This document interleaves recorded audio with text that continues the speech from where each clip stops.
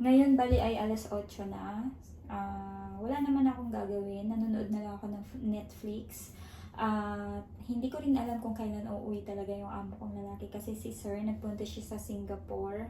So habang wala yung amo kong lalaki at bago sila din dumating sa Sunday, ginawa ko na lahat ng kailangan kong gawin. Nakapaglinis na ako, nakapaglagay na ako ng bedsheet sa mga higaan ng mga amo ko. So settled na lahat. Darating na lang sila.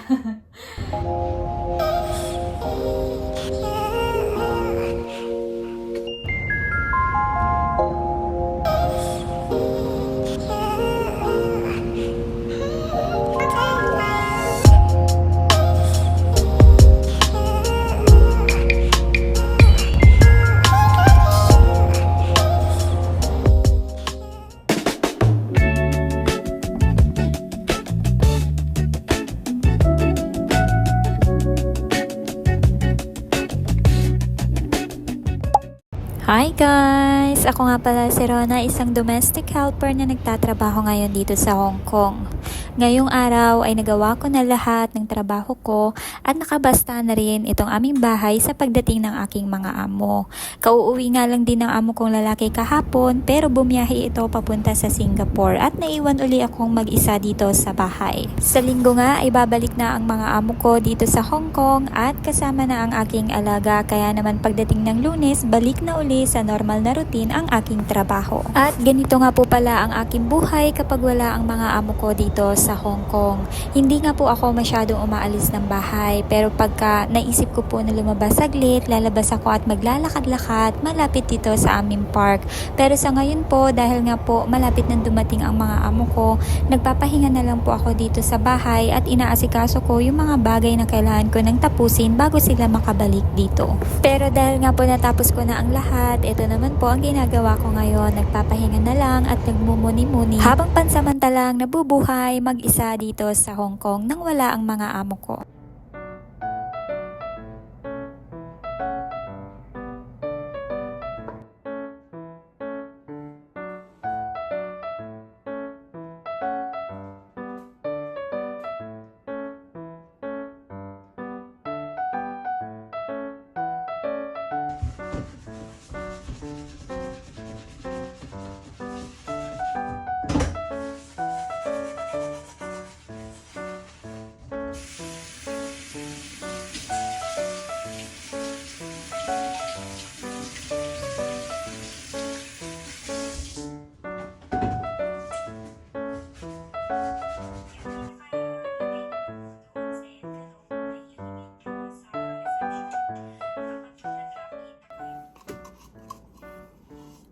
So kapag wala yung amo ko, yung mga amo ko, ganito lang ako, simple lang.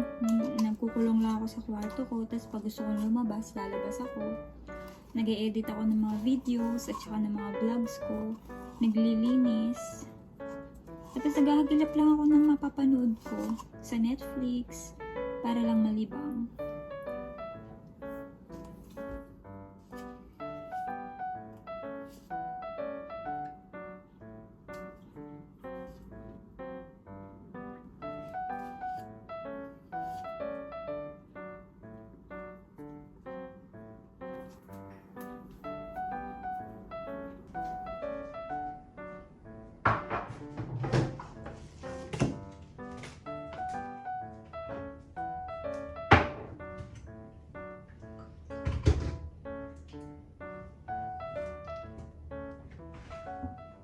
Ngayon bali ay 8:00 na. Wala naman akong gagawin. Nanonood na lang ako ng Netflix. Hindi ko rin alam kung kailan uuwi talaga yung amo kong lalaki kasi si Sir nagpunta siya sa Singapore.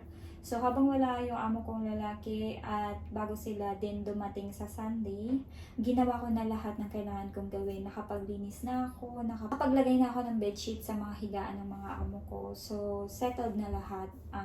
Darating na lang sila. Pero, ayan, medyo kinakabahan ako kasi isang buwan din wala yung mga amo ko. So, good luck na lang sa akin. Magkikita-kita kami sa Sunday kasi nga day off ko sa Sunday. So, gabi na. Gabi ko na sila makikita.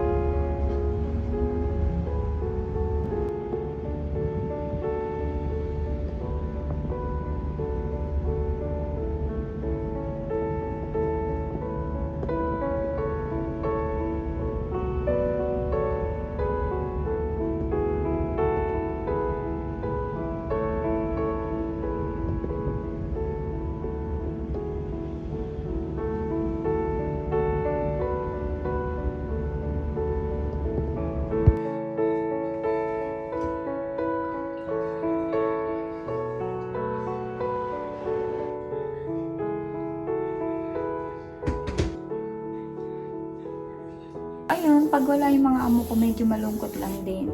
Pero sanay naman ako na mag-isa na. Kaya lang, syempre, dahil bahay ito ng mga amo, parang hindi ako sanay nang wala sila.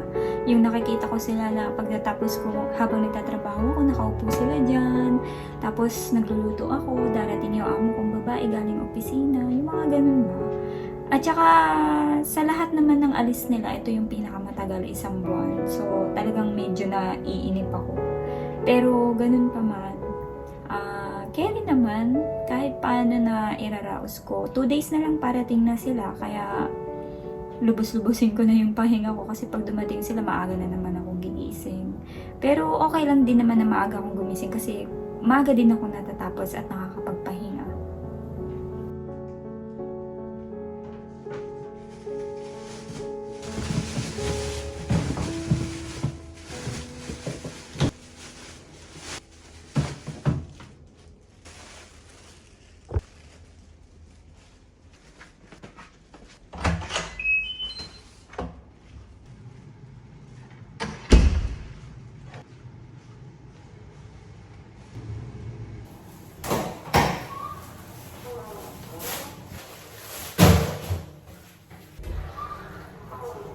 So, hihingi ako ng plastic para sa basura. Bali, bababa ako sa concierge. Doon ako manghihingi ng plastic, ng garbage bag para kasi naubusan ako ng garbage bag.